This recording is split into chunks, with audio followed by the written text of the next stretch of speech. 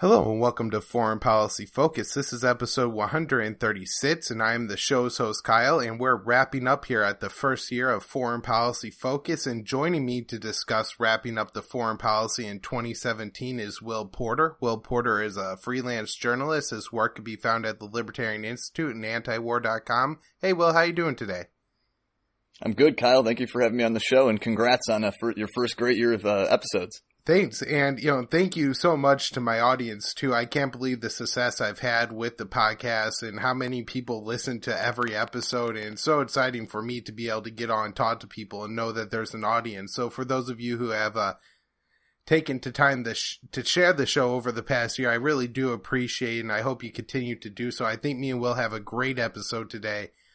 Really going to be going into detail on most of the happenings in the foreign policy world in the past year. So if you're somebody who's, maybe trying to get up to speed on everything moving into the new year, this will be a great podcast for you to do that. So if you want to find the show and share the show, check out thelibertarianinstitute.org. You can find my podcast there. You can find my news roundups and my writings there, as well as most of Will's writings get published at thelibertarianinstitute.org. Foreignpolicyfocus.libsyn.com is the website for the show. All right, well, we're going to start out with Russia, and specifically the Russiagate scenario. So this is something that really got started, I guess, in 2016 after Trump won the election. But by January 20th, when Trump is receiving his nomination, or his, being inaugurated as president, this has reached a full-out hysteria. So, Will, what are your thoughts on Russiagate, and what role has it played in foreign policy in the past year? Yeah, of course. Well, this Russiagate thing, as you said, has been happening since right around the time of the, last year's election, 2016. And in terms of the effect it's had on the foreign policy front, I think in certain ways it's hemmed in our president, particularly as his policies pertain to Syria and Russia. Of course, Russia is just the proxy, or Syria is just a proxy issue for our relationship with Russia. And so I think it's kind of hemmed him in. It's prevented him from doing a lot of the things he said he wanted to do on the campaign trail, such as, having better relations with the Russians. He's kind of been pushed away from that because of all these accusations of first, we had lots of accusations of election tampering and hacking, but those have since broadened. And maybe it would be beneficial to just kind of review some of the more interesting incidents that have happened this year with this Russiagate story. And so earlier on, like right around when this narrative first started emerging, we had a lot of hysterical claims and accusations about like Russia directly interfering not only in elections, but in media and in all kinds of stuff. You had a story about Russia trying to hack into Vermont's power grid, which of course the Washington Post reported without even contacting that power company. Over the summer, you had another story about Russians trying to hack into the nuclear power infrastructure, which turned out to be kind of nothing. They based their whole. It wasn't Russia. It wasn't Russian agents. It was suspected Russian-linked actors who had been linked to Russia through dubious means by CrowdStrike, investigative firm. You had the Veteran Intelligence Professionals for Sanity memo that came out this year that really undercut the whole narrative about Russian election tampering, which we did cover on the show pretty in depth. And I mean, you had journalists resigning and getting fired over some of these Russia stories, but a lot of those had to do with collusion, though, instead of hacking. And so, as I said, I think the hacking thing kind of morphed into collusion as they didn't find evidence for hacking. And so the latest thing with this collusion deal has been this whole Mueller probe. But this still hasn't really found anything specifically pertaining to collusion with Russians for winning the election. I'm sure there's lots of stuff that people in the Trump administration have to hide from investigators, but they have not been able to find anything on this particular issue so far. So it's interesting how the president's allowed this to hem him in, even though there's really been no evidence so far of it being true. Right. And the first thing I'd like to highlight is just where it started was Russia hacked the election was the original claim that these people were making. Time and time again, that has proven to not be true. And the best evidence of that is the Veteran Intelligence Professionals for Sanity memo that you brought up, which highlighted that those were not hacks. The DNC leaks that came out were just that, leaks, and that they were downloaded locally and not hacked over the internet. And of course, the Podesta email is pretty obvious that Podesta was just a fool whose password was password. And so it's no surprise that those emails end up getting out. Then I guess to move to the idea that so that the claims then shift to collusion now that there's collusion between the Trump and Russian government, which they really never define what it is. And collusion is, for the most part, just a scary sounding word. It is not a description of anything that, actually ended up happening. The Mueller probe has been big, but what's been big is it's just showing that Trump associates himself with kind of dirty people, not necessarily that there's any real connection with Russia going on here. And so in the end, while this is an absolutely nothing story, it attracts a lot of attention and a lot of media. It gets a lot of hype. And so it does play a huge role in what, Trump's political capital is and how he's able to affect policy and change. And so what we're really seeing is that while it's a fake narrative, it just carries so much weight. And I think it's really forced Trump's hand to not move closer to Vladimir Putin. Of course, anytime there's any possible goodwill built between the United States and Russia, Rachel Maddow and the rest of the left wing could just start running wild and mad talking about the collusion, and it completely destroys any chance of rapprochement or relations. That's one of the most disappointing thing to me of Trump's presidency is just that, his ideas of at least we're going to get along together in Syria. I mean, as much as I hate that the United States is bombing in Syria, if there's a possibility for the United States to bomb Syria and get along with Russia, that seems like a far better outcome to me. And then, they're just, they can now, Russia's trying to move close together with North Korea, and that's something that the United States could capitalize on. But if they're constantly worried about collusion being an issue, then they're not going to do that. Right, absolutely. I've heard some people compare the Russiagate thing to the whole birther scandal, which is ironic because Trump himself was part of that whole thing. But I think the Russiagate thing is worse in terms of its policy implications. Just that the birther thing was kind of ridiculous, and I don't think it really hemmed in President Obama. Whereas this Russiagate thing is really affecting, I think, policy and his public relations and stuff.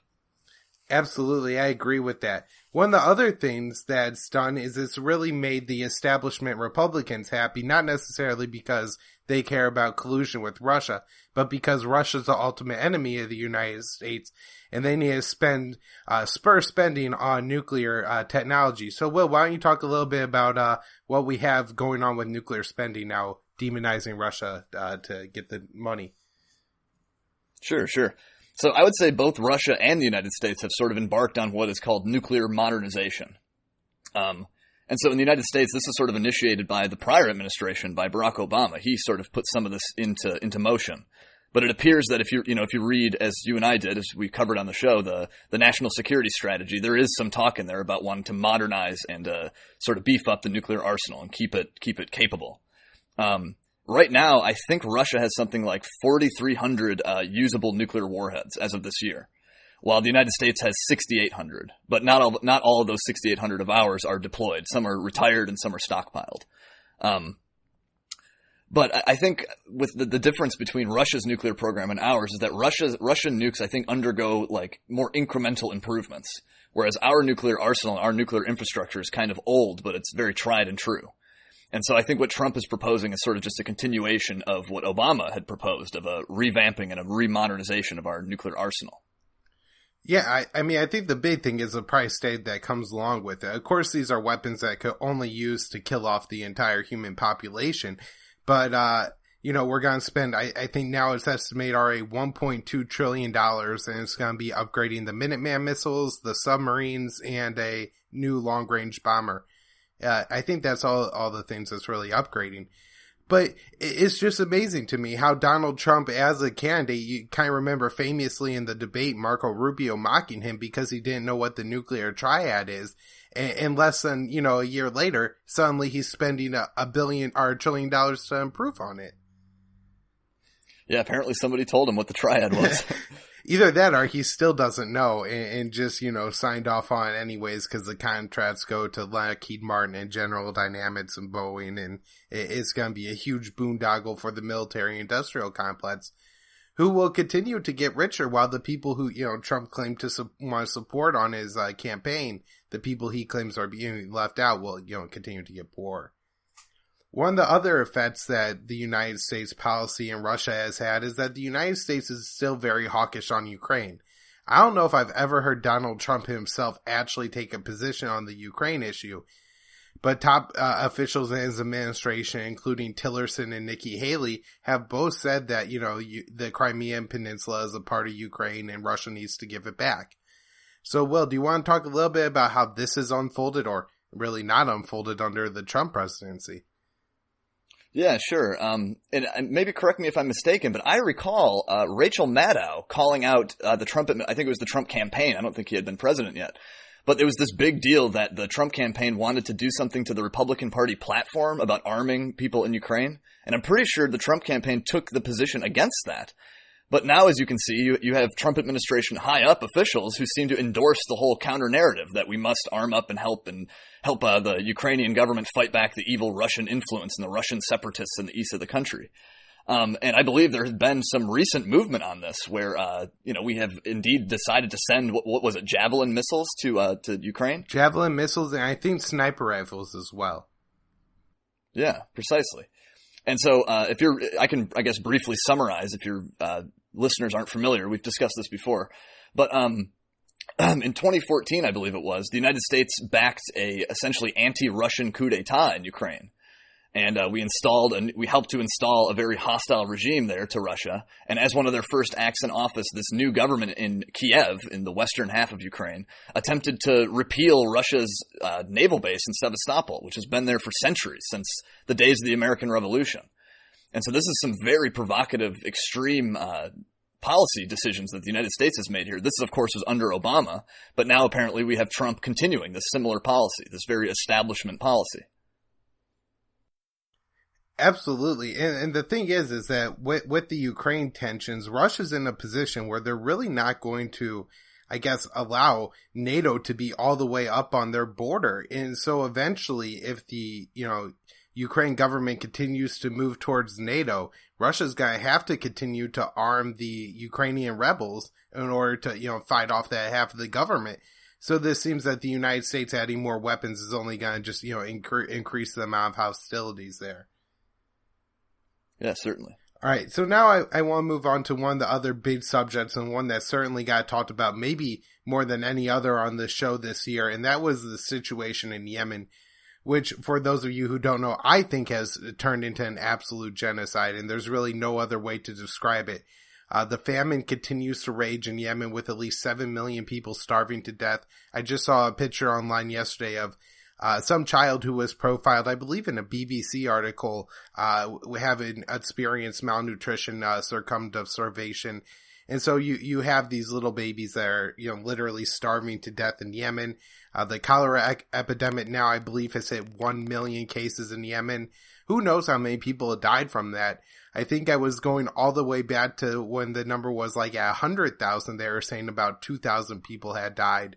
And so, I don't know if you could continue those numbers or not, but it just seems to me that a lot of people are likely dying from cholera.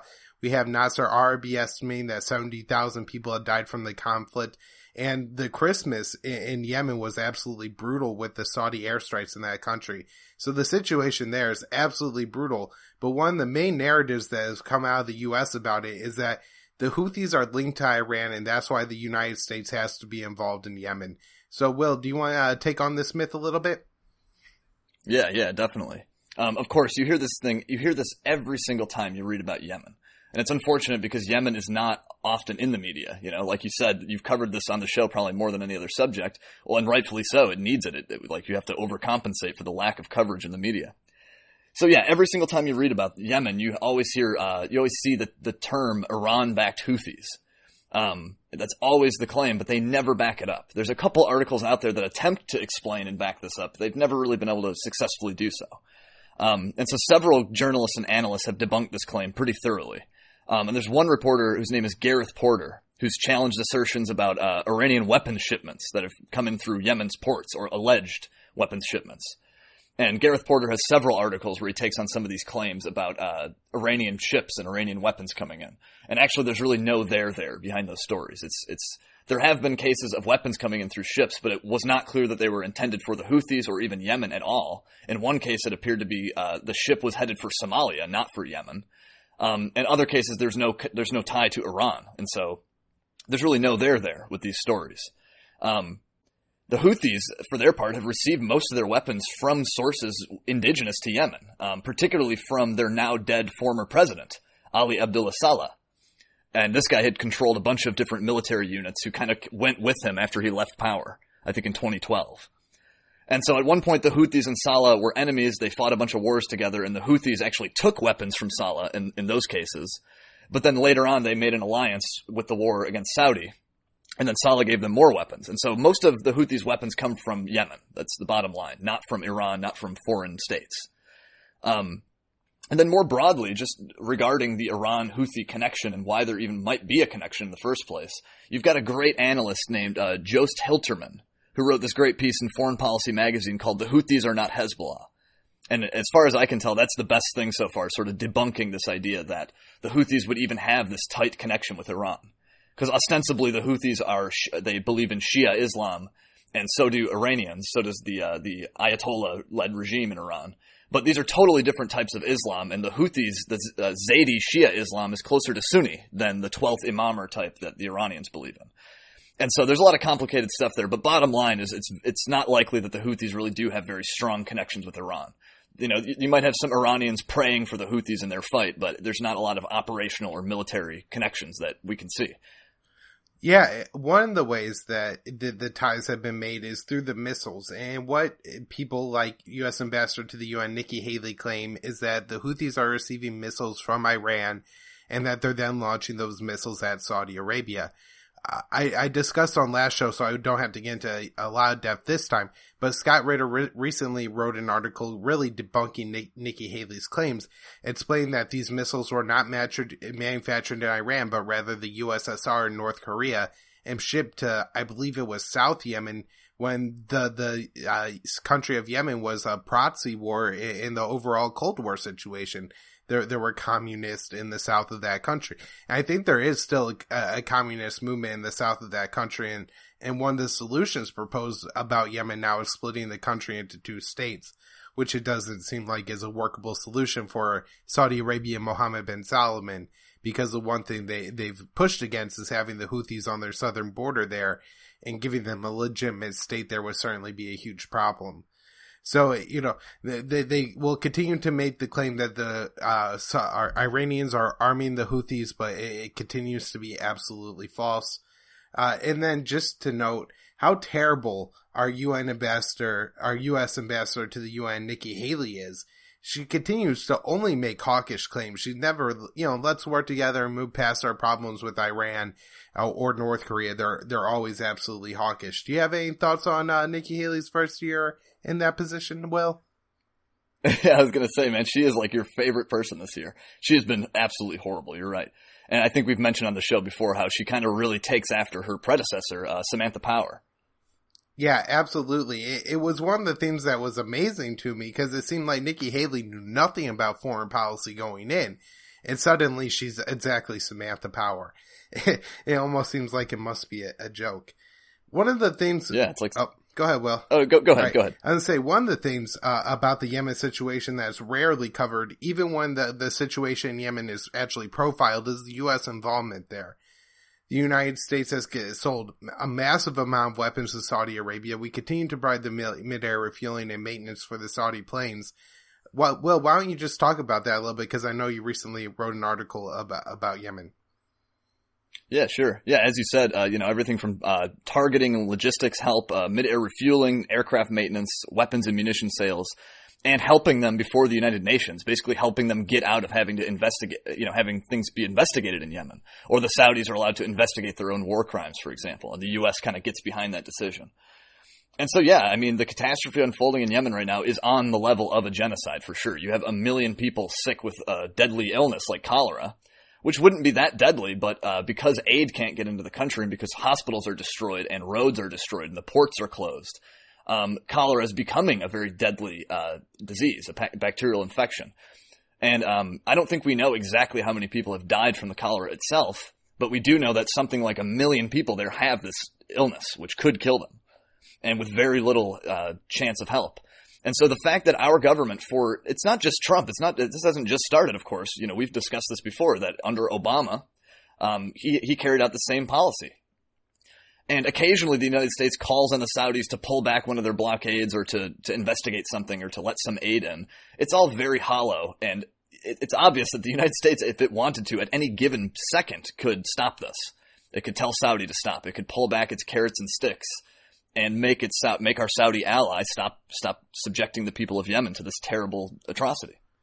Right. I mean, just look at if the United States stopped selling Saudi Arabia additional weapons, eventually they would run out of bombs and have to stop bombing Yemen, something that would have already occurred had Obama and Trump not continued to sell them millions and billions of dollars of weapons and bombs. I think both presidents at least agreed to deals that would give the Saudis $100 billion in sales. And so it's absolutely absurd how much we're helping this conflict. Of course, the main help is the mid-air refueling and the maintenance on the planes that the United States provides. And without that, Saudi Arabia just wouldn't be able to continue the air war at all. If you look at just the effects in the past week, you have, I believe, 110 people estimated by Nasser Arabi to have been killed on Christmas Day and Christmas Eve in Yemen. And then another 70 to 80 people killed on the Tuesday after. And so just the number of people that are dying so quickly in Yemen from this air war that the United States is backing for pretty much no reason. The only reason we originally started to help Saudi Arabia in this war was to placate the Saudis because of the United States nuclear deal with Iran. And so now we're going to blow up the nuclear deal, but continue this war probably, which is the most absurd part about, the reality of the situation ever. Yeah. And it should be noted, too, that the Iranians explicitly warned the Houthis to not take the capital of Yemen when they did it in 2014, I think. And so this should be a clear sign that Iran really doesn't have that much to do with the situation, but yet America's policy is predicated on the assumption that they do.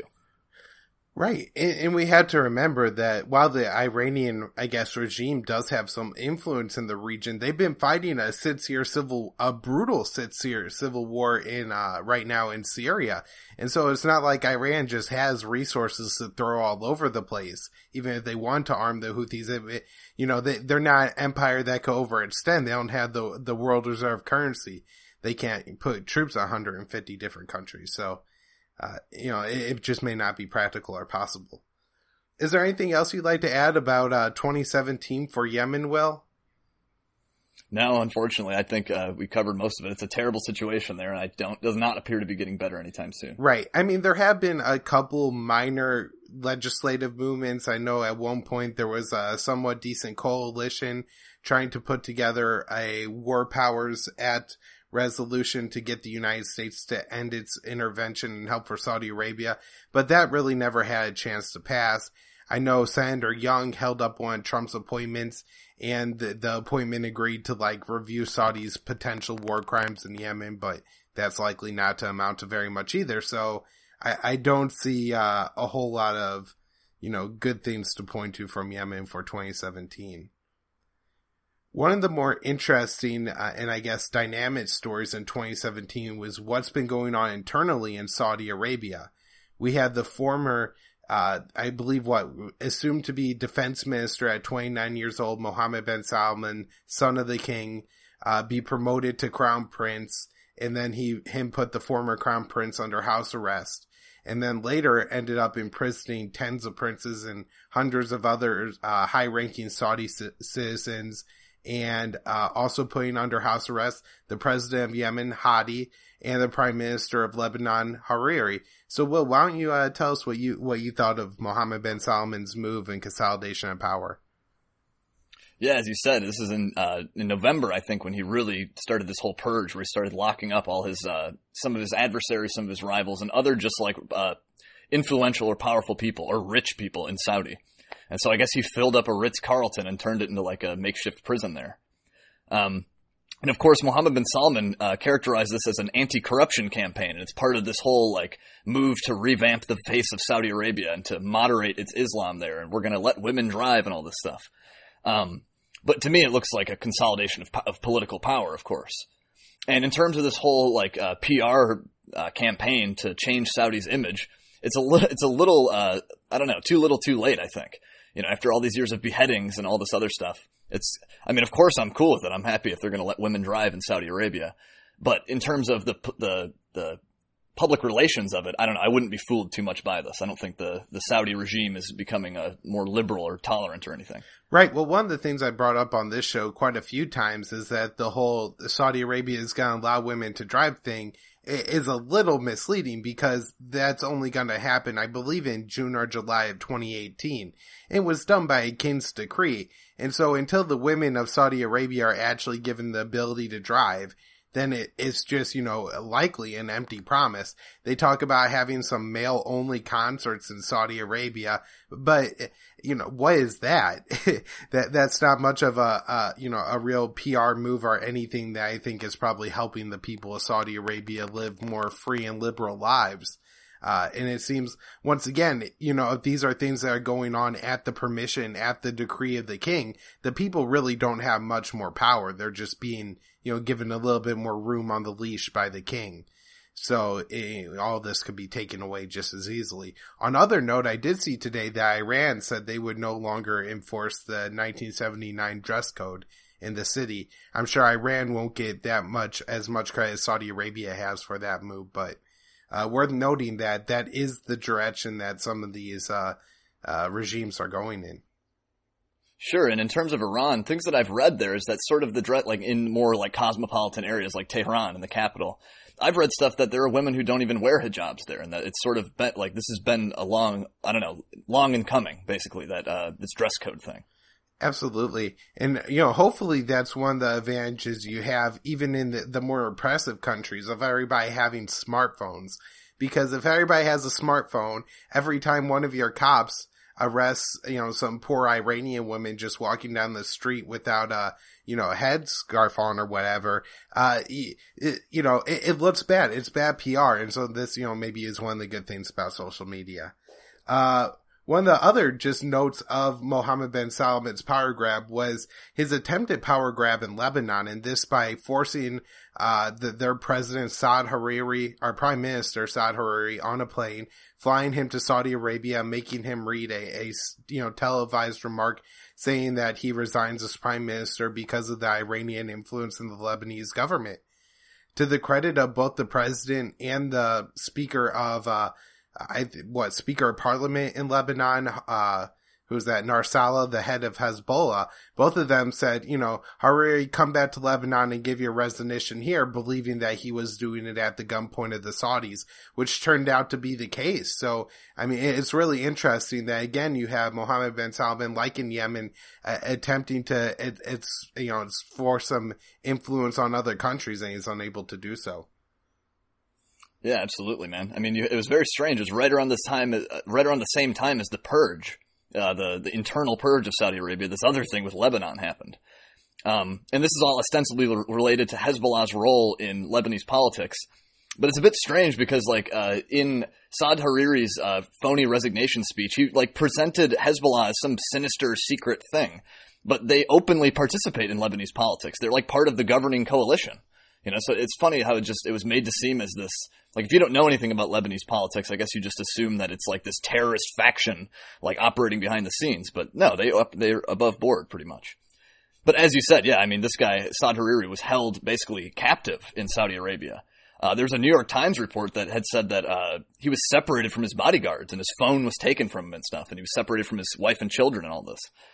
And so it was a pretty amazing thing. And he came back to Lebanon and basically rescinded the resignation and said, no, I don't resign. I'm still, And this all totally backfired on Saudi, on Mohammed bin Salman, because if anything, it gave Saad Hariri and Hezbollah more support in Lebanon. And so it kind of turned against them. Absolutely. And then another situation where, geopolitics absolutely blew up in Mohammed bin Salman's face is the Saudi cutting diplomatic ties with Qatar over Qatar's alleged support for terrorism, which of course Saudi Arabia does as well. So it's kind of a joke in that sense. But, this absolutely blows up in his face rather than the other countries in the region, also blockading and turning on Qatar. Turkey ends up sending them aid. Iran starts providing them aid. And so the Qataris are now closer to the Iranians and Turks than they were before. Also, obviously, a huge problem with this is there's a huge 10,000 man U.S. base in the country's capital. that would have, I don't know, had it been moved, or, what was Saudi Arabia thinking was going to happen here? Do you remember this one, Will? Yeah, I do. The whole Qatar crisis, the whole issue. I think it started over, wasn't it the idea Qatar had some diplomatic ties, that had renewed diplomatic talks or something with Iran, and that was the whole impetus of this? I think there was a report that one of the leaders of Qatar gave a speech where he said it wouldn't be the worst thing if the Arab countries tried to do something other than go to war with Iran. I mean, it was the most innocent, dovish statement you could have given. It wasn't that we want peace with Iran. It was just maybe the best option isn't war. And then there was some accusations of Twitter accounts being hacked and all that traded. But in the end, what really ended up happening was, I believe, Sudan, Egypt, Bahrain, the UAE, all really turned against Qatar and blockaded and cut diplomatic ties with the country that I think continue till to this day. I think Oman and Kuwait have attempted to mediate a situation there, but really none has been reached. And I think the Qataris are kind of happy with the situation status quo, just moving closer to Iran and Turkey. So, interestingly, up until the point of those diplomatic ties being cut, Qatar was actually, helping with the smuggling of weapons to Syrian rebels with Saudi Arabia, the United States, and Turkey. And so that, this put an interesting split in their policies in Syria. But we had a lot of interesting stuff happen in Syria in 2007. The first being kind of Trump's initial policy. Even Nikki Haley, right at the beginning of April, said that the United States changed from an Assad must go policy. But everything changes on April 4th. So, Will, I know you've told the story on this podcast a few times, but one last time to wrap up 2017. Tell us what happened on April 4th in Syria. Yeah, sure. So there's good reason to doubt that Bashar al-Assad dropped chemical weapons on April 4th of this year on Khan Sheikhoun. And I'll try to be brief, but there's a lot of reasons why we should be skeptical of that. And so, first of all, we have a lot of independent reporting and analysis that's directly challenged this narrative, and credible reporting and analysis. You've got retired Army intelligence and CIA officer Phil Giraldi, who told our friend and radio show host Scott Horton in an interview that his own military and intelligence sources in Syria were doubtful that a chemical attack was carried out. You've got an investigative reporter named Seymour Hersh who corroborated what Giraldi said in a piece he published in June called Trump's Red Line. And he cites military and intelligence people who also say the same thing, that the chemical attack claim doesn't really hold water, and that the Russians had actually openly informed their American counterparts of their plans to strike a rebel command post in Khan Sheikhoun, not just civilians, and they were going to strike that with a conventional weapon and not a G-shell. You have former weapons inspector Scott Ritter, who you mentioned earlier. He wrote a great article soon after the incident in April, and he cited infrared signatures as proof that Assad had to have used a conventional weapon and not a Russian gas shell. You have MIT expert, ballistics expert named Theodore Postel, who published a series of assessments which found that the device that was alleged to have released the sarin was probably not dropped from the air, which raised the suspicion that somebody planted it there after the conventional Syrian strike had already hit. And of course, remember in 2013, we had another incident where chemical weapons were likely planted and staged by rebels. And so there's precedent for that kind of thing, of staging. You have another reporter named Gareth Porter, who questioned this whole claim of the sarin gas, and he pointed to potential contaminants at the site. Certain things that could have given false positives for sarin, like something called phosphine gas. And so there's all kinds of independent reporting here that really should lead you to be skeptical of the official narrative.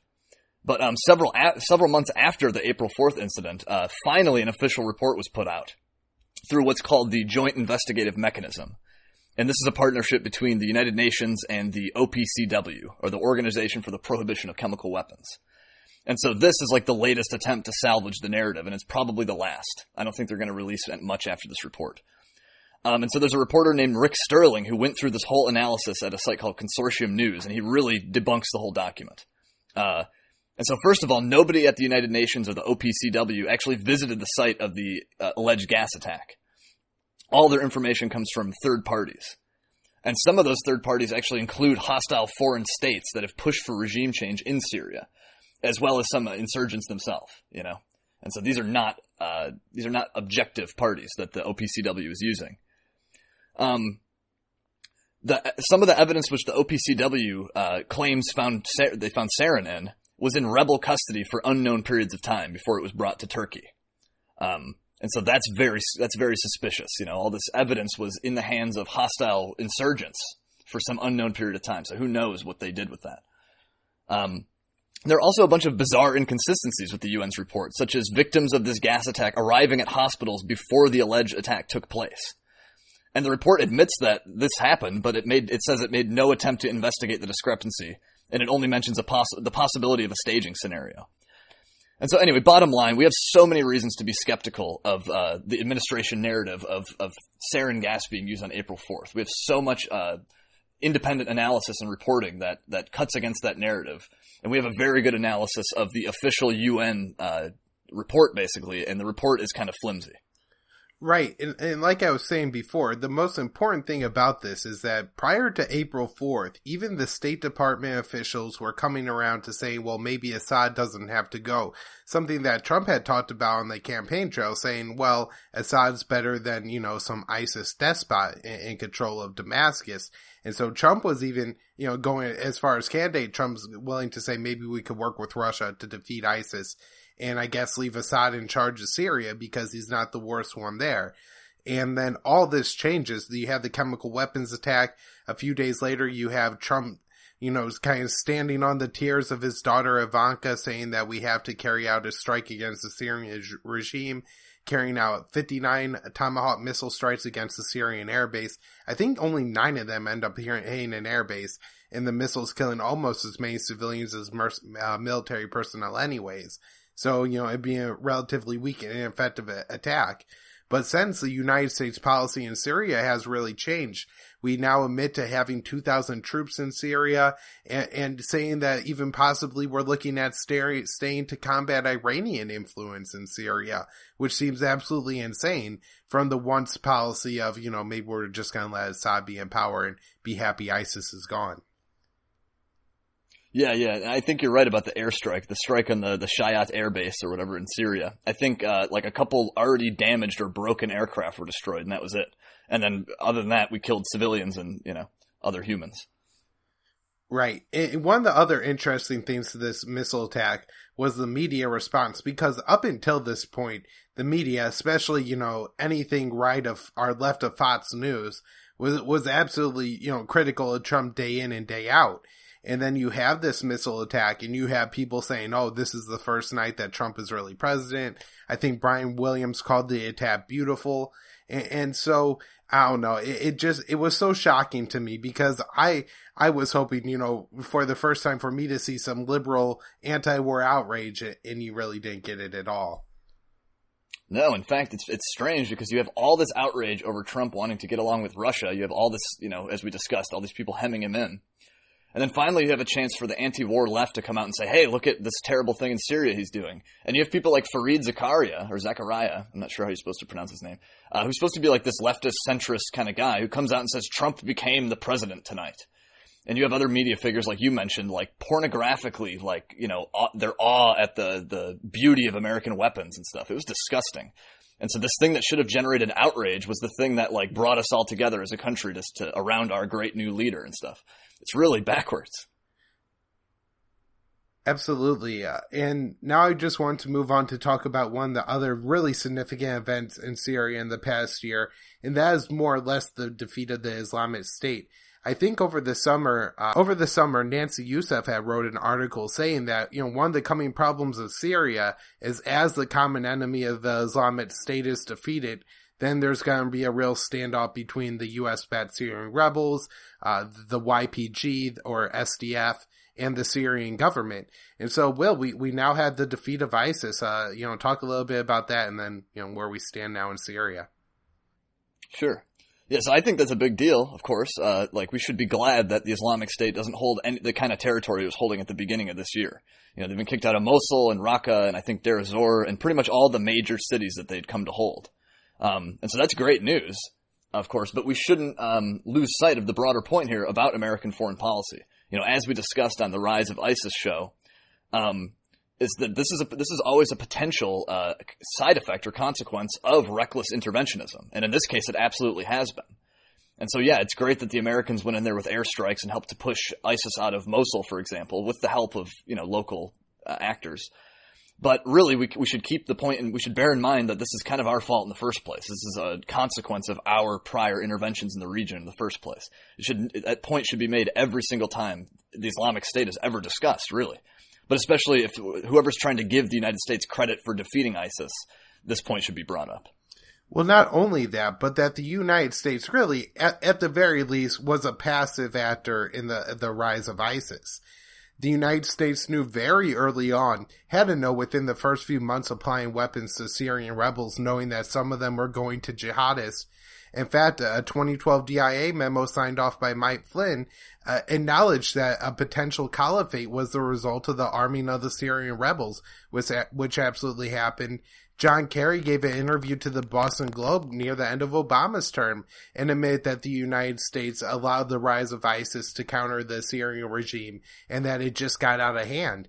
And so if you look at what happened, the Battle of Palmyra is the best example, where you have ISIS fighters covering miles of open Syrian desert and the United States having ample opportunity to attack them, allowing ISIS fighters to take the city because it would help the Syrian rebels that the U.S. was supporting, Al-Qaeda Syrian rebels that the United States was supporting in East Aleppo have an upper edge on the Syrian government there. So the fact that, we supported all these jihadist rebels over all these years and that group was finally defeated really isn't a badge of honor for the United States whatsoever. Of course, then you also had to look at the at least tens of thousands of civilians that the United States killed along the way. We have at least 40,000, or not at least, but maybe up to 40,000 civilians being killed in Mosul. Not all by the U.S., but certainly a large number. 1,500 in Raqqa, and all over. Ramadi was almost completely destroyed.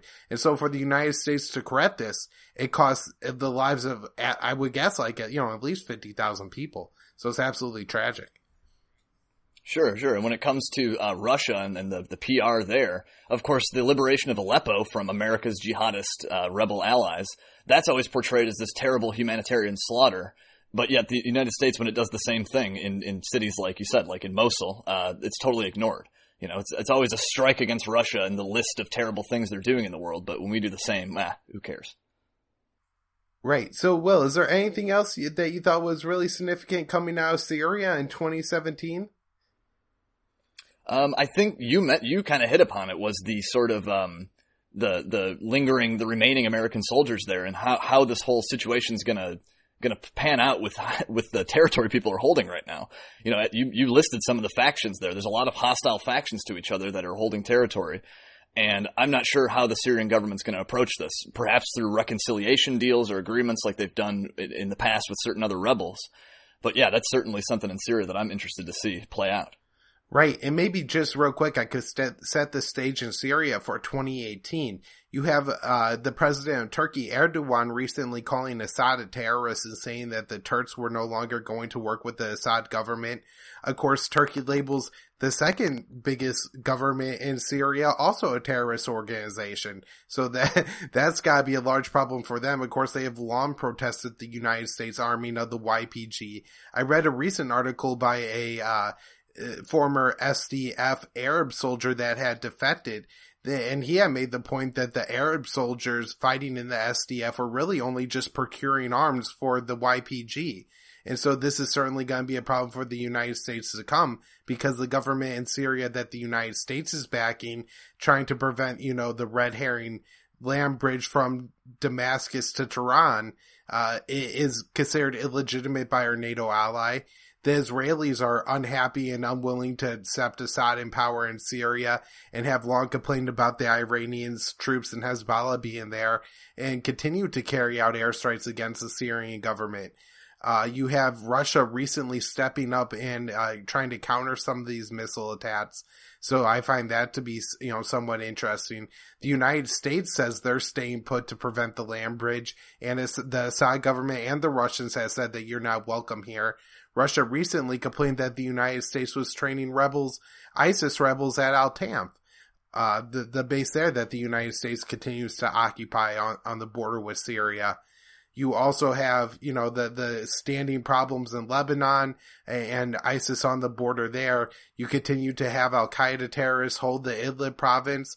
And so when you look at all the factors going into Syria, it's hard to see any resolution coming anytime soon. Yeah, it's an extremely complicated picture. Absolutely. So one of the big factors in Libya is Iran, and this is one of the ways the United States has really, I guess, hawkish things up against Iran, or one of the reasons they have is certainly because of what's going on in Syria. So, Will, do you want to outline kind of what's happened with Obama's nuclear deal under the Trump administration? Yeah, sure. So of course, during the campaign, Trump talked all about how it's the worst deal ever without ever specifying how that's the case. And so we kind of expected him to be pretty hostile toward the Iran nuclear deal, as many in the GOP had already been. Obama had to fight past a lot of hostility to even get this thing done in the first place. However, in October of this year, Trump decided to do what is called decertify the Iran deal. And this doesn't mean that he actually killed the deal or anything. I don't think he can even, we can only do that if we violated it ourselves. But the decertification basically just kicked things back to Congress. And so this is what Trump did in October. He kicked it back to Congress, and they're going to decide whether or not to reimpose sanctions. And it should be mentioned that the certification thing is not part of the Iran deal itself. The requirement to have to certify every 90 days comes from an American law in 2015. And so each time the president basically reaffirms that the Iran's in compliance and that the sanctions should be left off. That's sort of what he has to do every 90 days. So in October, he did not recertify it, and this kicks it over to Congress, who have 60 days to decide to reimpose sanctions. And so as far as I know, Congress recently just missed that 60-day window. And so I'm not actually sure what's supposed to happen now. I think the president just has another opportunity in January to certify or decertify, and the whole thing kind of starts over. But yeah, I'm not sure exactly all the details about what's to happen after they miss their window. Congress does. Well, I think one of the impacts was that for that 60-day window, it was only House leadership or Senate leadership that was able to start a resolution to either change the deal or put more sanctions on Iran. Now I think it's opened up to where anybody could do that. So I'm guessing you may have Orrin Hatch or John McCain, Tom Cotton type, who's not within the leadership, but start to look to put sanctions back on Iran. I think there's also January 12th and January 17th are days that there are sanctions on Iran. I don't know if they're part of the nuclear deal, but sanctions on Iran that Trump will have to, I guess, either vote to continue or continue to leave off Iran, something like that. So, the waiver. Yeah, Trump will have to extend some waivers. So it'll be interesting to see if he continues that. But moving into 2018, this will definitely be a contentious issue in January. Yeah, definitely. The other big thing going on with Iran is their missile program, and this is what the United States has been complaining about. It started with the Haleys and Bolton and was finally picked up by Trump, complaining that Iran was violating the spirit of the deal by continuing their missile program. Do you want to talk a little bit about Iran's missile program, Will? Yeah, sure. So I think even going back as early as like January or February of this year, there were some short-range missile tests that Iran was carrying out. And every time Iran ever does anything like this, it's always presented as, violating the spirit of the deal, a violation of the spirit of the deal. However, in September, Iran rolled out this new long-range missile that apparently has range to hit both Saudi and Israel, which is a big deal. And so, of course, you're going to expect people to present this as Iran violating the spirit of the deal and Iran being an aggressive, violent, expansionist power. But it should just be noted, of course, that pretty much every modern society with a modern government and military in the world does this, either purchases missiles or builds their own, and therefore they have to carry out tests. And so it's not strange for countries to have missiles or to test them or to do exercises or something. It should just be stated. Of course, Trump has responded to the long-range missile. He accused Iran of conspiring with North Korea, and he implied on Twitter that they violated the deal. But there's actually a great piece that we can put maybe in the show notes. It's at antiwar.com by a guy named Mohammed Sahimi. And he completely takes on this case that Iranian missile tests violate the deal. He gets into all the details and all the language of the JCPOA and all the sort of legalistic terms and jargon and stuff. And he really lays it out. So perhaps your listeners should check that one out. Yeah, definitely. I will link to that in the show notes. And just to point out, too, that they even had to say they're violating the spirit of the deal. If they could point to the article of the deal the Iranians were actually violating, you better believe Nikki Haley would be standing in front of, a blown up picture of the document pointing an arrow at the part of the deal the Iranians were violating. I think to me, it's fairly obvious just by the way they treat it that there's, no way Iran's actually violating the nuclear deal. It's also interesting that the United States European allies have been mostly unwilling to go along with this. They have all encouraged the United States to stay within the deal and have asked Iran to remain within the deal whether the United States is in it or not. So, I think that's very interesting. Yeah, I think a lot of the rest of the world is sort of behind this nuclear deal.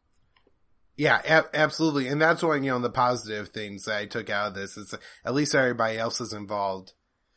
One of the things... Hey, there we go. Positive. We have one positive thing so far. One of the things kind of at the start of Trump's administration that we are supposed to get was a new policy on Afghanistan. I don't think we got that policy until maybe August. But when we finally did, it seemed to be a micro Obama surge and more of the same. Will, do you want to talk a little bit about Trump's plan? Yeah, definitely. Yeah, when he issued his South Asia strategy, I think it was in August, and it took a long time. There was a lot of mumbling and rumors and stuff that he's going to do a new surge for months before that. It took him forever to finally issue that strategy.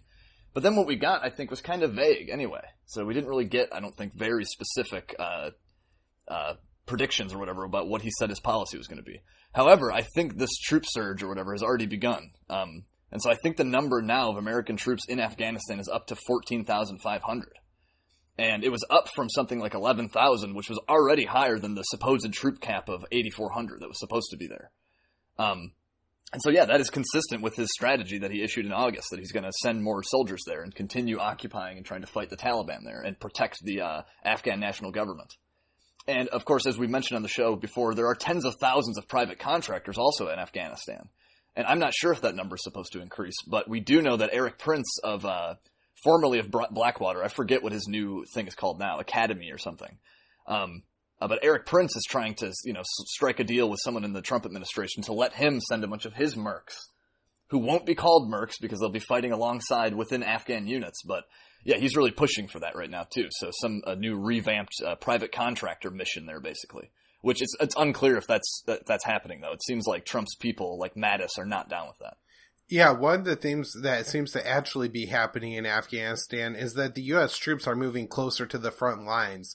I think one of the Obama policies was just not to lose Afghanistan, at least after the second, part of the surge there, and just to, not have as many Americans die as possible. So while under, Trump, the Taliban slowly crept up and took territory, not many U.S. troops are dying. I think in order to combat that, the Trump administration is putting U.S. troops close to the front lines, but we're already seeing more U.S. troops die in Afghanistan. So I think, in 2018, that may be one of the things we see as a potential problem for Trump, is that if, the death count starts to rack up in Afghanistan, there may be a push from his base to, be like, isn't this the thing that you were talking about not doing? Sending our boys to die in pointless, stupid wars? Yeah, absolutely, man. And one of the most frustrating parts about this, too, is that in contrast to, I think, the prior administration that sort of tried to, like you said, it didn't really make, after the surge, it kind of just, Afghanistan just fell off the radar.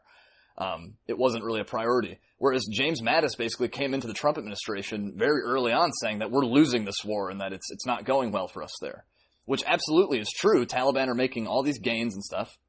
But that is reason to leave. That is not reason to escalate and have another surge.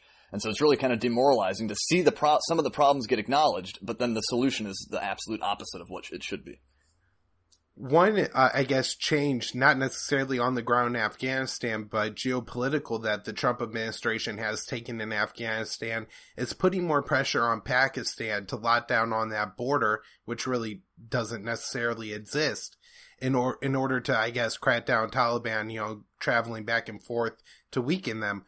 one of the problems with this is the way they're doing it is by putting, forming better alliances and ties with India, which, is something that is really intimidating to Pakistan because of the long-standing tensions between India and Pakistan. And so it seems like the Trump administration really almost doesn't understand what they're doing, and they're going to run into a huge problem coming forward here. I have seen that they're carrying out quite a few more drone strikes in Pakistan than Obama was near the end of his term just this week, saying they killed a Taliban leader in Afghanistan.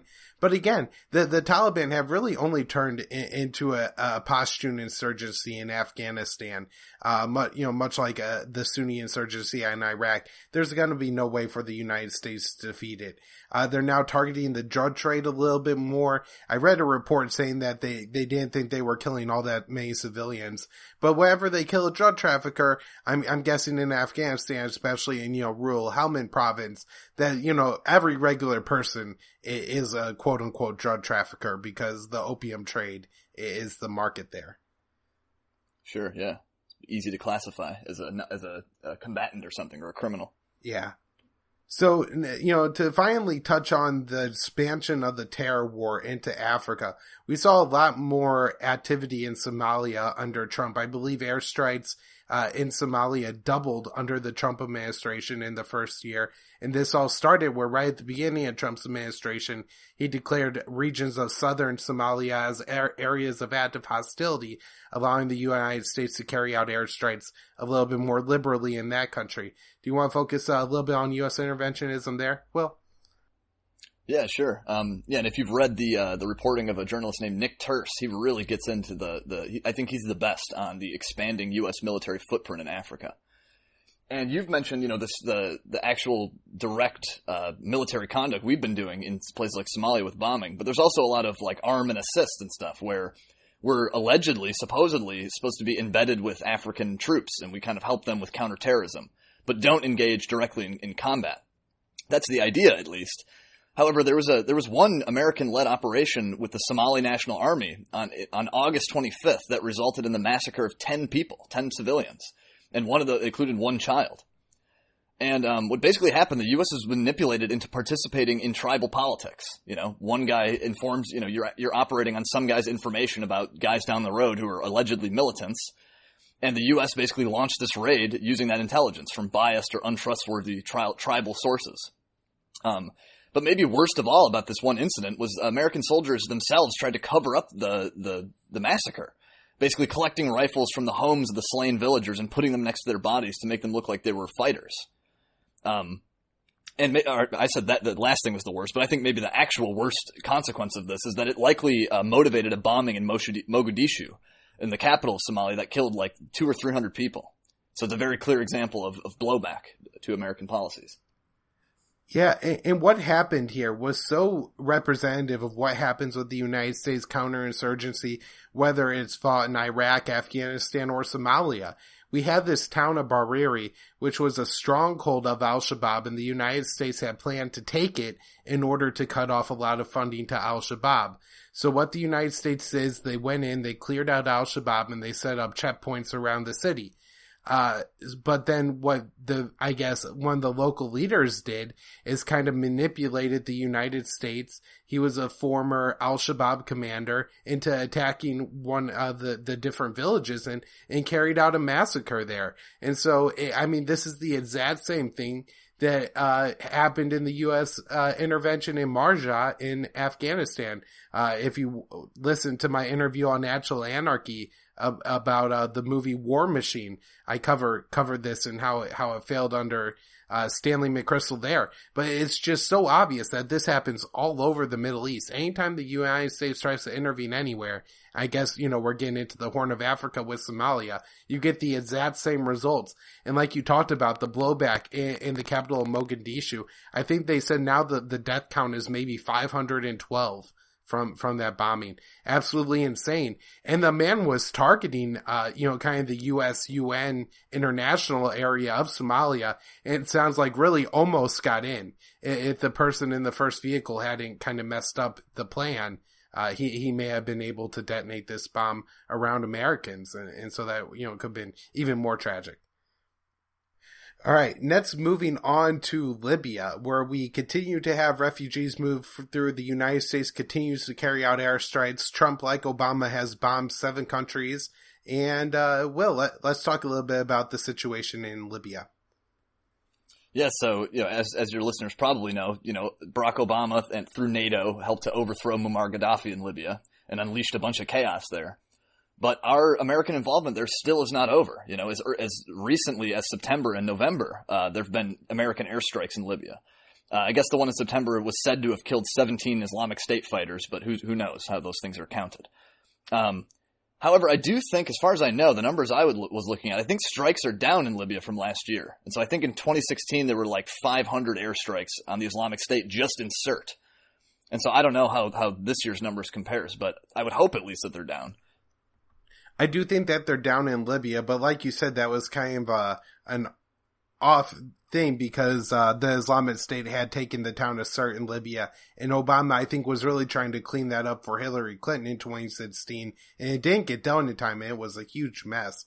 One of the biggest problems now with Libya is it's a failed state. You have former CIA stooge General Haftar on one side of the war being backed by Russia, Egypt, and the UAE, sometimes with American planes and missiles, bombing the U.S. UN-backed government and then the rebel groups that occupy various territories of Libya. I've read reports from journalists who traveled there and talk about how every city has bullet holes all over it. There's slave trade. There's refugees being mowed down. It's an absolute rape state. Males are raped as a weapon of war. Females are, I'm sure are raped as weapons of wars and, for devious reasons as well. And it's just an absolute tragedy what's happened there. Will, do you want to touch on the humanitarian crisis in Libya? Yeah, one dark kind of irony of Libya's situation is the NATO-led intervention in Libya was one of the major propaganda points that got that going, that made that happen, was this claim that Muammar Gaddafi was handing out Viagra or some substance like Viagra for his soldiers in order to, for mass rape, for the purposes of mass rape, which of course is later to be exposed as rebel propaganda. There's nothing behind that. However, the irony is the absolute explosion in sex crime and sex trafficking and outright slavery in Libya since the NATO-led overthrow of Gaddafi. And it's not just militant groups who are contributing to this. And the militant groups, of course, thrive in the environment of a failed state like Libya. Saw the same thing happen in Iraq. We see similar things happening in certain parts of Afghanistan. But yeah, it's not just the militant groups. It's also, smugglers and other criminals, but also Libyan officials who are part of this. And Amnesty International actually just recently issued a report that gets into how European governments are also complicit in this. Yeah, I mean, it's an absolute tragedy what's happening in Libya. Libya was once one of the more prosperous states in Africa under Gaddafi. I mean, as much as Gaddafi was somebody who, had a terrible humanitarian record, as far as despots of, the region go, he was one of the best. And I know that isn't a great thing to say about somebody, but in a way it's true. Rather than taking the money and buying a yacht like the King of Saudi Arabia, he took that money and built underground irrigation systems. And I'm sure there was a lot of corruption involved, and I'm sure all of his friends got the contracts, and the wealth of a lot of people was robbed in the process. However, what's better for the people, I think is pretty clear. Yeah, absolutely. I mean, it's just a simple comparison of then and now, Absolutely. One of the other places that war is expanding to, we're pretty much just moving west through Africa. We got the Horn of Africa, we got Libya, and now the terror war has really spread to West Africa. A lot of these terrorists are there because they were chased out of Libya, following the U.S. interventionism. And so now we have, thousands of troops in the region, including some in Cameroon, some in Nigeria, some in Mali, some in Burkina Faso, and a lot of special operations engaging in on-the-ground operations. And recently in Nigeria, we had, 4 U.S. Special Operations Forces, I believe Green Berets, killed when they were ambushed by Islamist militants in rural Nigeria. Do you want to talk about this a little bit, Will? Yeah, and this ties into sort of what I was referring to with Somalia, where there's all these train and assist, ostensibly train and assist missions, which actually turn into outright combat missions. So in Somalia, that massacre was an operation led by American forces. However, this incident in October, this raid where 4 Green Berets and 5 soldiers from Niger were killed, the Pentagon claimed initially that these troops were on a very low-risk reconnaissance mission. That's all they were doing. But later it would be discovered that they were actually going after militants along the border between Niger and Mali. And that was a quite dangerous mission they were engaged in. And of course that would go beyond the purview of what American troops are supposed to be doing there, which would be advise and assisting. And in Niger we have 800 troops there, and about a third of those are special forces. And so who's to say how many are going on combat missions like this? And who's to say how many more reprisals or ambushes this will lead to in the future? Right, and it only looks like the U.S. response is going to be to expand the war. In the new NDAA, there's a lot of money for base expansion into West Africa, and we also have the Niger government now saying that the United States could carry out lethal drone strikes in that country as well. So if you're, everybody's, I guess, kind of guessing what's going to be the 8th country Trump bombs to surpass Obama's record, and Niger may be a good place to place that bet. We also had a U.S. Green Beret killed in Mali by 2 Navy SEALs. What it looks like was going on there was that the SEALs in Mali were engaged in some sort of, what would you kind of action would you call it, Will? Like some kind of racket or something. Is that what you're saying? Yeah, I think they have money that they're supposed to be paying to informants, but instead were pocketing it. And then there was a Green Beret who came into the area and I guess, found out this was going on. They offered him to be in on it. He said, no, I'm a stand-up guy. And so they ended up killing him. And this is just, one of those other things that happens, when you have such an expansive empire. I mean, when you're throwing out this much money, people are going to be tempted, and some of those people are bad people. And, when people expose it, the bad people don't like it. And so, this is just one of those, unintended consequences of U.S. interventionism.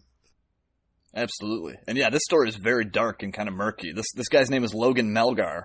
And 2 of these SEALs who had been investigated for this murder, they told investigators that this Melgar guy was practicing martial arts while he was drunk, and somehow he died that way.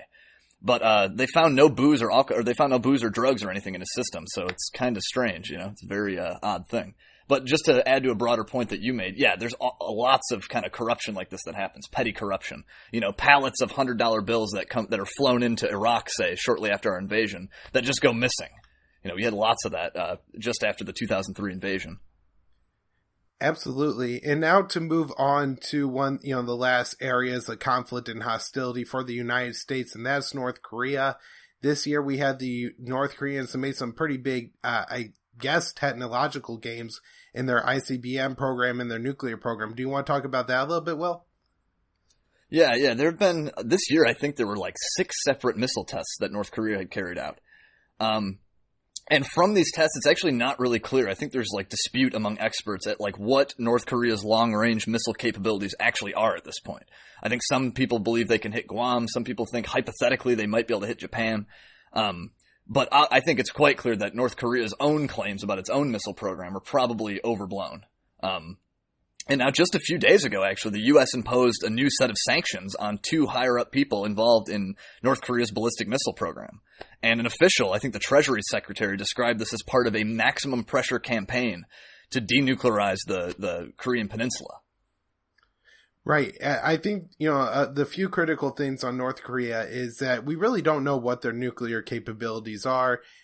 Back, I believe in April or May, there was a report saying that North Koreans had not developed the caps for their missiles, so they didn't have the necessary heat shields to hold together on re-entry, and so this was, going to be a long problem.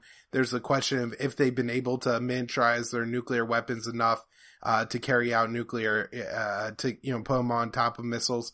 And so there's a lot of questions, but the situation that remains is that, North Korea could potentially use a submarine or some other device to deliver a nuclear weapon or a dirty bomb to Seoul or Tokyo in a different kind of way. They also have a lot of artillery positions that are, within range of Seoul. And so they could do a lot of damage to a lot of Western allies should it come to war, whether they have, high nuclear capabilities or not.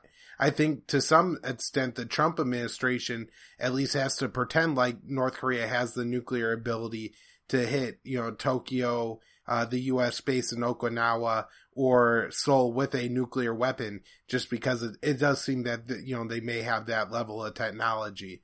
The United States has forced anti-missile systems on the South Koreans in order to combat that. I think that's mostly just a welfare project for Lockheed Martin, though. Yeah. and yeah, Japan too, right? Right. Well, I think the Japanese protested a lot less over them, but the South Koreans were not happy to have them. They realized that, the THAADs are just targets, that they're not going to protect them, but the North Koreans will target them. Sure. And, I think the other big thing is that the United States continues to carry out these war games with South Korea, simulating the, decapitation or the invasion of North Korea nearly, once a week, it seems like. And the Chinese have proposed an idea that sounds good, which is a freeze for freeze, just to get things started, where, both sides agree, well, we're not going to do military drills on the North Korean border. I'm sure if the Americans want to do the military drills in California or something, that would be, acceptable. And that the North Koreans want to do any more weapons testing. And it sounds like a good deal, but the North Koreans will never take it. Or the Americans will never take it, that is. Right. Going to, kind of what the Trump's policy has been. Trump has been big on Twitter on North Korea, probably bigger than anywhere else in foreign policy. So, Will, what do you think of all Trump's North Korea tweets? Well, I gotta say, the Rocket Man reference is actually kind of funny. But, of course, the overall framing of that is not funny at all. It's he's posturing with hostility toward a foreign country. Fortunately, though, I don't think a lot, if you go and read his Twitter stuff, I think a lot of that is for public consumption here, too. I think a lot of that is so our conservatives and our hawks can see that our president's big and bad and tough. Whereas hopefully it doesn't have quite the diplomatic impact because it's Twitter. Although, I don't know, I'm sure they're aware of what he's writing on there, talking about fire and fury and calling Kim Jong-un a madman all the time and a lunatic. So that signals a sort of inflexible, hostile policy toward them. And I definitely think that one major thing that has to be acknowledged from the American side is the fact that the North Koreans feel absolutely threatened by us. We always portray them as the big threat, but they're not the one with the world empire and the nuclear arsenal and stuff, Right. I mean, the problem is that we're talking about nuclear war. And, it would be all fun and games for Trump to tweet about this if it was, maybe a couple people would die. But since we're talking about millions, if the North Koreans would happen to misread one of these tweets and believe an attack was imminent, and so they start a preemptive war thinking that, maybe they hit Seoul and then try to negotiate a deal or something like that. But it just seems so dangerous and stupid for Trump to send out these tweets. Very reckless. All right. Well, it's been a long show, but let's talk about some takeaways from 2017. I guess you could give one, I'll give one, and we'll each give about 3. Sure. So yeah, as you can imagine, my takeaways from 2017 are not that positive. So we've had continuations of a lot of bad policies, and in some cases we have escalations of them. And so I guess that would be my first major takeaway, is just my demoralization at the escalations of certain policies. So Afghanistan, obviously there's escalation there. There's sort of diplomatic and verbal escalations on the North Korea thing. I guess we could hope for some de-escalation on Libya, but that, who knows what's going to happen there.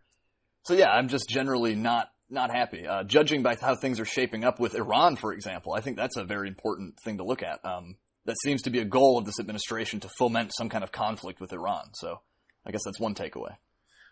Right. I guess my main takeaway, or my first big takeaway, was just how disappointed I've been, especially in the left-wing media. The Trump administration's foreign policy has been so awful. There's so many lies, but they seem that they can't focus. I mean, an 8-year-old American girl gets killed in Yemen on a, decision made with Trump within Trump's first hours of taking, presidency.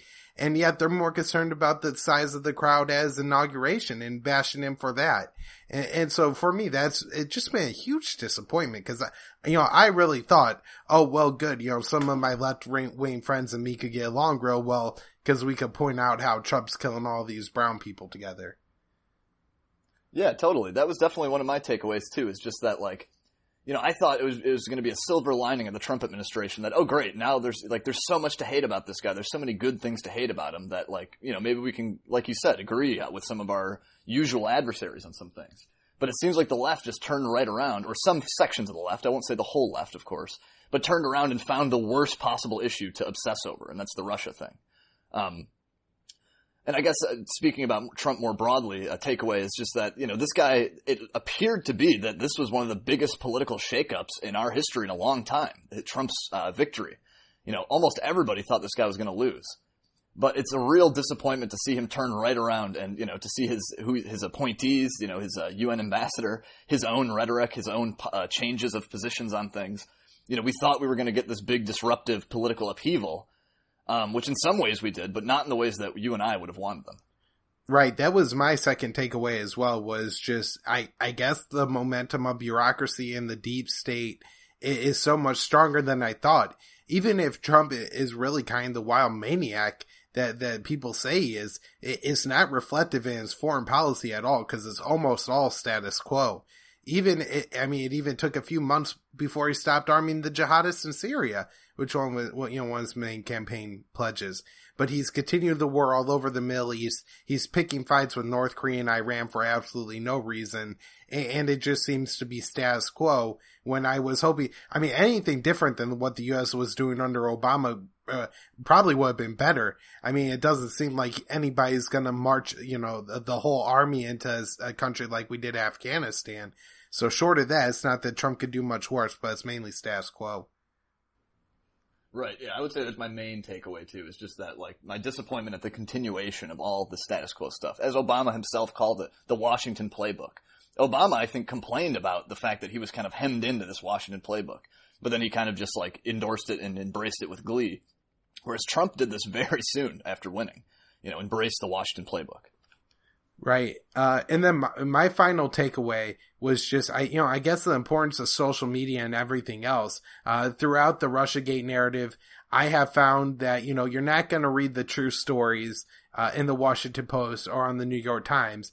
You're going to have to, follow people like Scott Horton on Twitter and follow Kasource from News on Twitter and get your news that way. So the importance of the alternative media and the social media for a show like mine to be able to have, people listen to it every single episode is only possible because I'm able to get out there on the social media and alternative media platforms. And so it's been great. And, that's kind of the positive thing. I think we're going to see too, if there's a big push with the Israelis against the Palestinians. One of the things that exposed me to the issue in 2000, I believe 11 or 12, was just when I saw the pictures of the Palestinian rockets on my Twitter feed. And I was like, oh, that's not a U.S. missile. That's a science fair project. They're not very big at all. And so, that's the way we could expose the truth, is just taking pictures. Maybe if we see more pictures coming out of Tehran of women walking around without burqas on, why are we bombing these people? Look at what the Saudis are doing, right? And so, I'm hoping that's one of maybe my positives and my positive takeaway from 2017. Sure. And I guess my final takeaway would be, yeah, man, now is our time, I think, and the time for alternative journalists, alternative media, alternative analysis. The last over a decade, the last 15 years has really lain bare the mainstream media's absolute bankruptcy. And I think it's really coming forward now. The polarization of our politics, the Russiagate thing, the media is just dropping the ball nonstop. And so now I think is really our time to shine. It's the time for alternative media. Right. All right. So thanks for that, Will. I was just wondering, can we do a what to watch for, or for you to just give us a couple ideas of what you think may happen in 2018 or just stories, places to watch? Sure. I'll try to cover these real quick. Okay. As I already kind of mentioned, I think we should watch for Iran because we have lots of tensions, lots of hostilities there. The Trump administration's relation with Saudi Arabia, sort of posturing against Iran. That's something that you really should look for. Trump's national security strategy, putting Iran in sort of an axis of evil with Russia and China and North Korea and the terrorists. So definitely Iran is a hot spot to watch. During the Bush Jr. administration, we came very close to getting into war with Iran. This is not just an impossible prospect. It could happen. So second thing to watch Syria. We know that the war is dying down there, but in terms of direct military involvement, Syria might be the place to watch for the U.S. We still have sort of 2,000 troops there. We have this super complicated sectarian and ethnic picture there with the holding of territory. And so that's going to be a hot spot, I think. And of course, you also have ISIS melting back into an insurgency. They're no longer a state, but they are still a group. And so Syria might be where some of that unfolds. And the third would be Israel-Palestine. And I may have not even included this had it not been for the Jerusalem thing. But that's kind of really shaken up the whole Israel-Palestine issue. Now, I don't expect anything good to come out of the renewed unrest and the violence and the protests and stuff, but at least it's some kind of movement. And something new might happen there. It might open up new avenues for more movement to happen in the future. So Israel-Palestine is definitely one to watch right now, too. Right. And that was kind of a surprise right at the end of the year because, if anything, the Trump administration started out slightly critical of the Israeli settlement expansion. And by the end of the year, suddenly Trump is declaring Jerusalem the unified capital of Israel. So the things I was going to suggest watching for, the first was going to be Syria, as Will highlighted, just kind of the geopolitical complexes that are going to go into trying to resolve this situation there.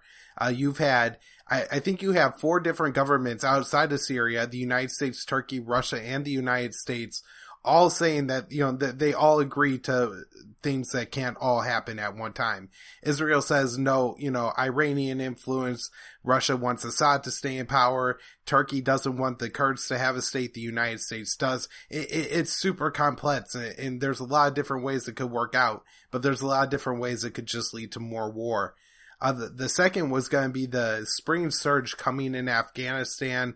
The Taliban had a very good year financially, and so I think that's something to keep an eye on, and this could really turn nasty for the United States.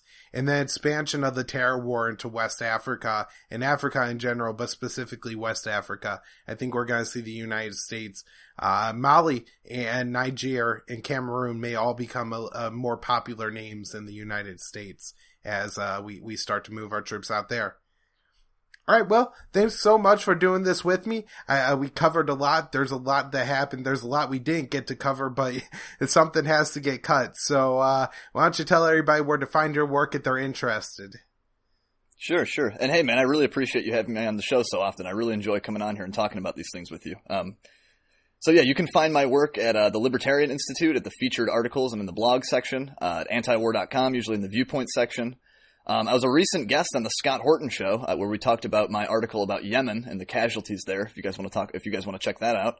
And finally, you can find other writing of mine at a site called The Daily Sheeple, where I did a lot of news and commentary. Twitter, you can find me WKP ANCAP, ANCAP. All right. Thanks so much, Will. And again, thank you to all my listeners who have made this possible and, continue to, make the show worth doing because you're listening. So if you guys could go out and continue to share the show, foreignpolicyfocus.libsyn.com, thelibertarianinstitute.org, or on the Facebook page, Libertarian Union. You can find me on Twitter at KYAAALE, in the private Facebook group where I can answer your questions or we could just have a fun chat, Foreign Policy Focus.